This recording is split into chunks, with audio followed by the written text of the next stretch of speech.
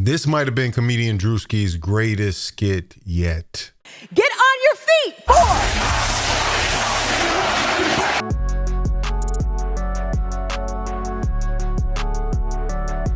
Druski, comedian, could have been record CEO, could have been Love reality show star, put on a blonde wig and absolutely shook conservative Erika Kirk supporters to their core. This is a simple comedy skit, but somehow it clearly cut too close to home. War is raging in Iran. We're praying for all the soldiers and troops. That's great that you're praying, but how about all the kids that died when the USA hit the towers? It broke my heart. That is The backlash he's getting is crazy. But there's one specific detail in this video that proves Druski wasn't just playing around and being funny. He was being surgical with the references.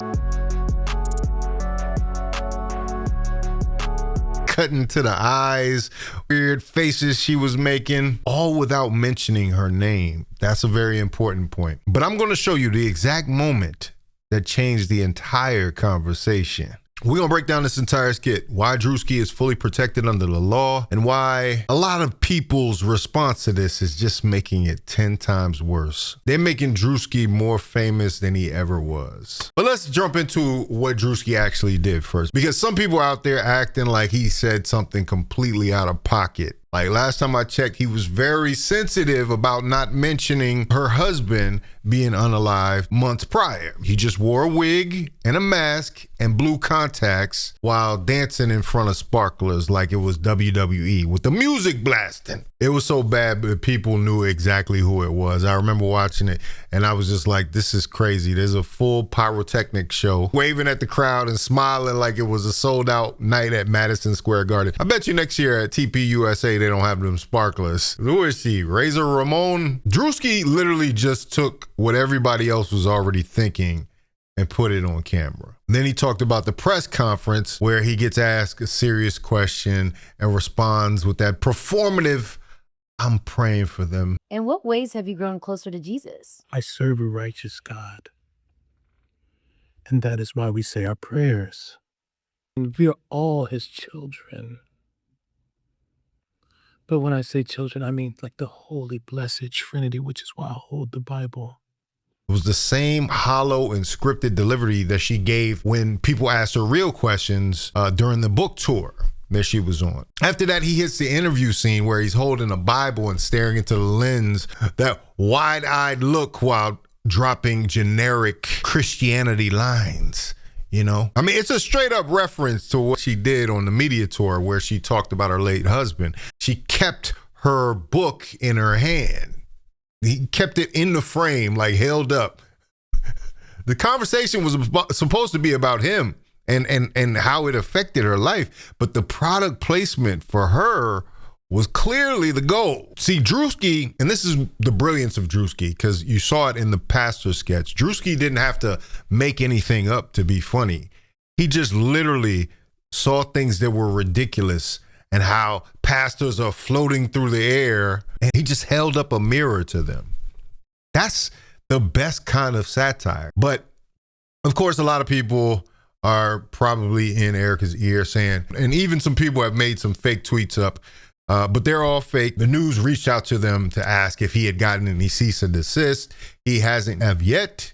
You know what I mean? Because people out here just think you can sue comedians because you feel disrespected. The law is completely in opposition to that. Just wait until you hear about the Supreme Court ruling and the rapper that became case law and gave you the right to do parody the way you want to do it.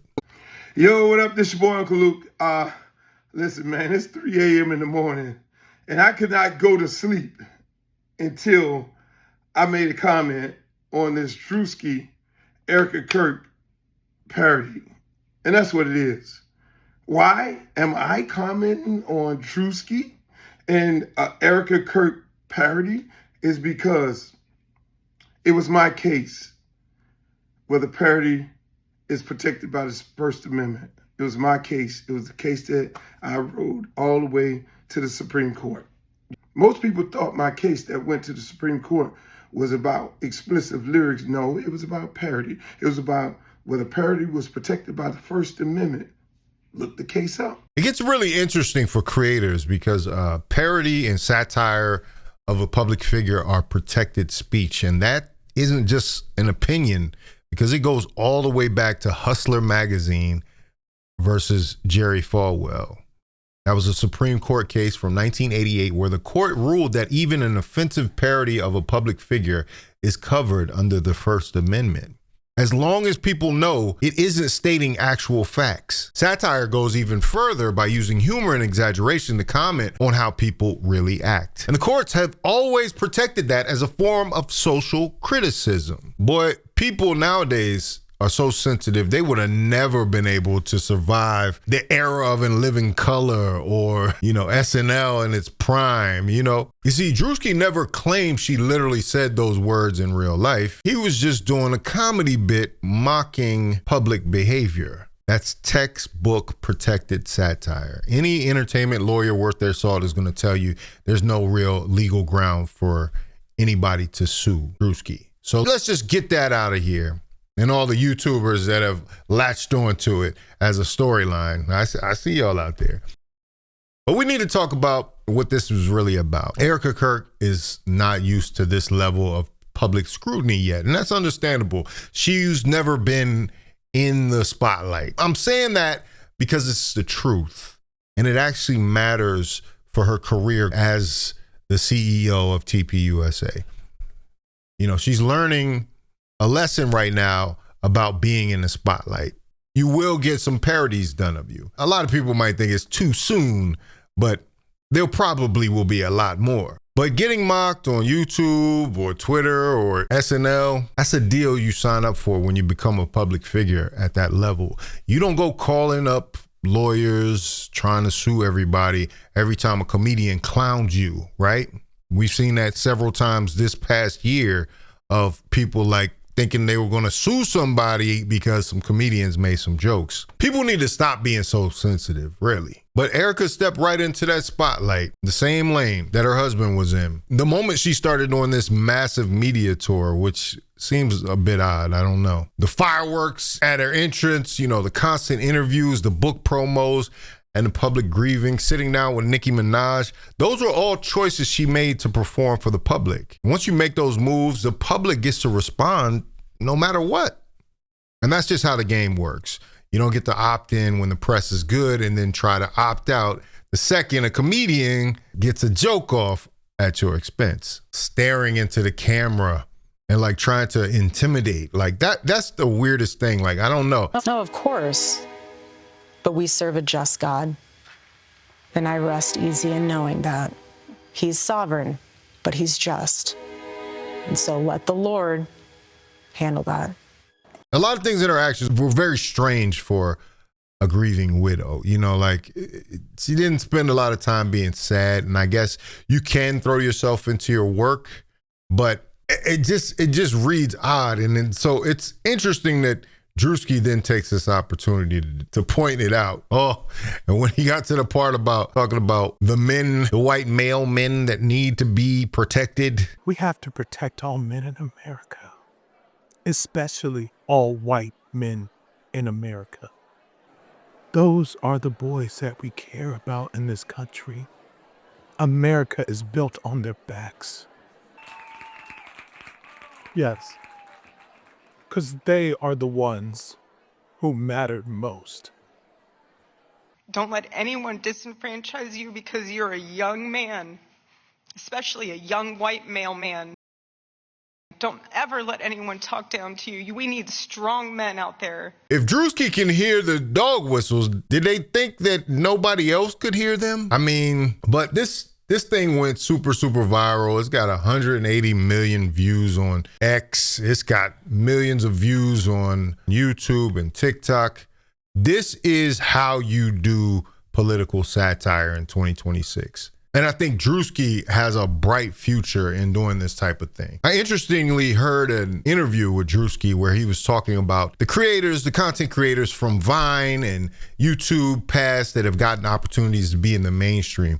And I think Druski is proving the case why he needs to be in those movies that we watch. He needs to be in the next Friday or the next comedy movie, cult classic if we can get there. But it's going to take some good writing. Going to take a good concept. Can't just throw it together like some people have in the past because, unfortunately, like we haven't seen the generation of internet making the transition into the mainstream in that way. Most of the time, if they get the popularity, they're going to get it on the platform. And you don't necessarily need the mainstream, but I would just like to see Druski with an opportunity to do something on a bigger scale, like to have his own show on one of the streamers or something. I know he doesn't do stand-up, but something like a Chappelle show for Druski, because he's obviously capable of even doing this on his own. I'm wondering why Hollywood execs are still scratching their head like, oh, I don't know if this is going to be profitable. Obviously, he's got the sharpest political commentary on so many topics right now. It's ridiculous, I don't know. Holla at me, Druski, if you need somebody to help you out. I'd be more than willing to assist, to write, direct, to act. I could do it all. But yeah, man, shout out to Druski for making noise out here, man. I'm inspired in some ways, you know what I'm saying? I might actually have to put my hat in the ring. I got a couple ideas I'm working on. But anyway, let me know what you think about it in the comments. If you like this video, like, comment, subscribe, hit the bell notification for all uploads. Make sure you sign up for the Faucette Media Patreon. The link is in the description. This is Faucette Media.